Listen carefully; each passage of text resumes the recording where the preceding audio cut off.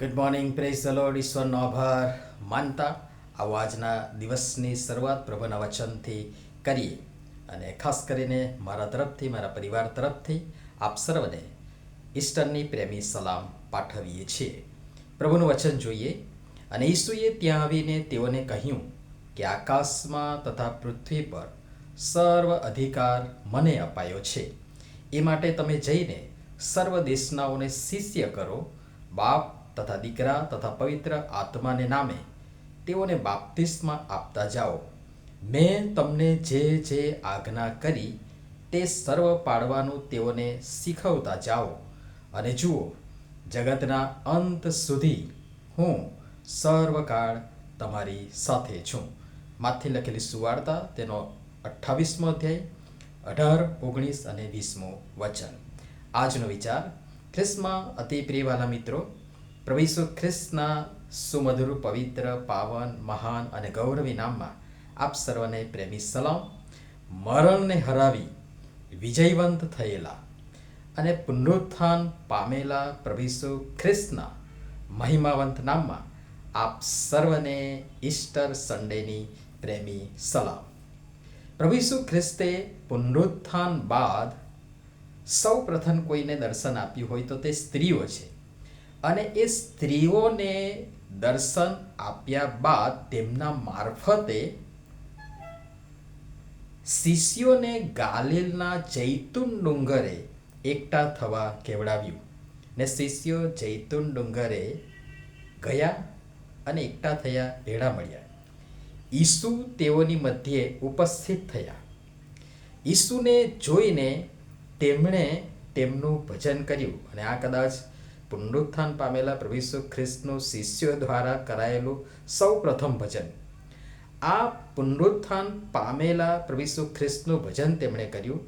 અને ત્યાં પ્રભુ ઈસુ ખ્રિસ્તે શિષ્યોને જે બહુ જ અગત્યની અને મહત્વની વાત કહી, તેમાંની આ એટલે કે કલમ 18, 19 અને 20, જે આપણે સામાન્ય રીતે ઈસુના શાહી આદેશ અથવા શાહી ફરમાન તરીકે પણ ઓળખીએ છીએ.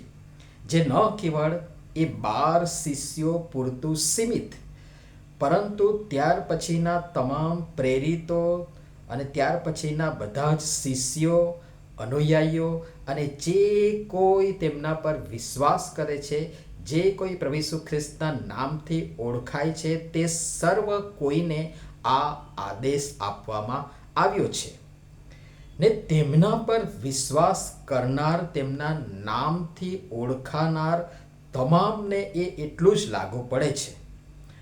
આકાશમાં તથા પૃથ્વી પર સર્વ અધિકાર મને અપાયો છે. પ્રભુ ઈસુ ખ્રિસ્તનો એ સાર્વત્રિક અધિકાર, આકાશ તથા પૃથ્વી અને તેમાં જે કંઈ છે બધા પર તેમનો અધિકાર. એ માટે તમે જઈને સર્વ દેશનાઓને શિષ્ય કરો.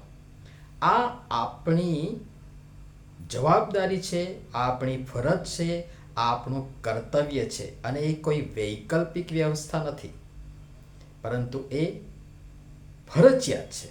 જે કોઈ પ્રભુ ઈસુ ખ્રિસ્ત પર વિશ્વાસ કરે છે, જ્યાં પણ હોઈએ, જે પણ અવસ્થામાં હોઈએ, જેવા હોઈએ તેવા, અને ત્યાં રહીને આપણા વાણી, વિચાર, વર્તન, વ્યવહાર, વલણ, સેવા, સાક્ષી, અનુકંપા દ્વારા બાખૂબી બજાવવાની છે. સર્વ પ્રકારના લોકોને કોઈ પણ ભેદભાવ, ઊંચ નીચ, ગરીબ તવંગરના ભેદભાવ વગર તેમના શિષ્ય કરવા, તેમનો પ્રેમ દાખવવો, અજવાળામાં લાવવો, તેમનો અંધકાર દૂર કરવો, એ પ્રાર્થના સહિતના પ્રયત્ન આપણે કરીએ. બાપ તથા દીકરા તથા પવિત્ર આત્માના નામે તેઓને બાપ્તિસ્મા આપતા જાઓ. આપણે પોતે તેમજ આપણા સંપર્કમાં આવતા તમામ લોકો પોતાની પાપમય અવસ્થા પ્રત્યે સજાગ બને, પાપ કબૂલ કરે, પસ્તાવો કરે, બાપ્તિસ્મા પામે અને ઈસુમાં માફી મેળવી તેમના બાળક બને, એ પ્રયાસ કરીએ. મેં તમને જે જે આજ્ઞા કરી તે સર્વ પાળવાનું તેઓને શીખવતા જાઓ.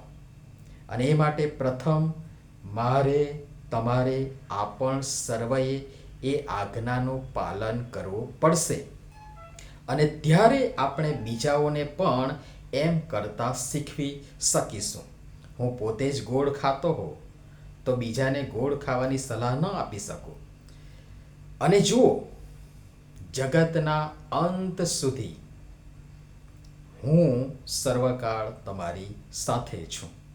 અને ત્યારે પ્રભુ આપણને આ બધી બાબતો ઉપર જે આપણે સંક્ષિપ્તમાં જોઈ એ બધી આપણે કરીએ છીએ, એમાં ખરા ઉતરીએ છીએ. પ્રભુ આપણને વચન આપે છે. પ્રભુ આપણને આ અભય અને ખાતરીદાયક વચન આપે છે કે જગતના અંત સુધી હું સર્વકાળ તમારી સાથે છું. શરત પહેલી, શિષ્ય કરો. 2, બાપ્તિસ્મા આપો.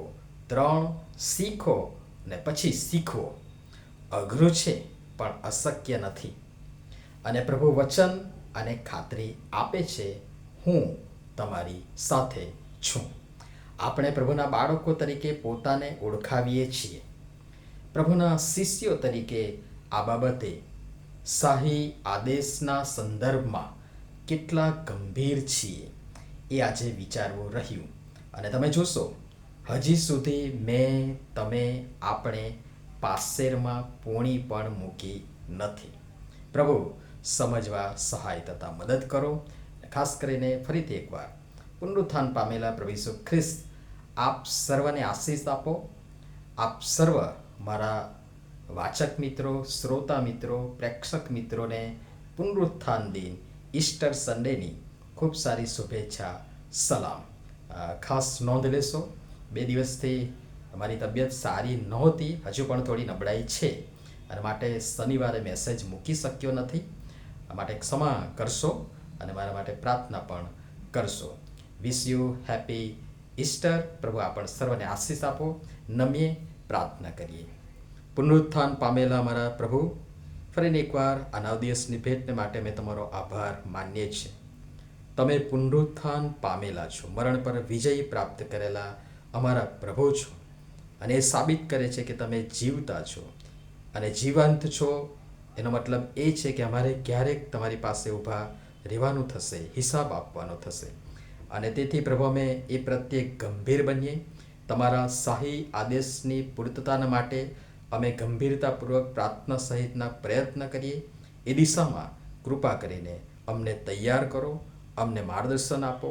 અમારી ફરજ, કર્તવ્ય, અમે જવાબદારી પ્રભુ અમે બાખૂબી નિભાવી શકીએ એવી સમજણ અને એવી શક્તિ, એવું સામર્થ્ય પ્રભુ કૃપા કરીને અમને પૂરા પાડો. પ્રભુ ઈસુના લીધે અમારી પ્રાર્થના સાંભળો અને સ્વીકાર કરો. આમીન. ધન્યવાદ.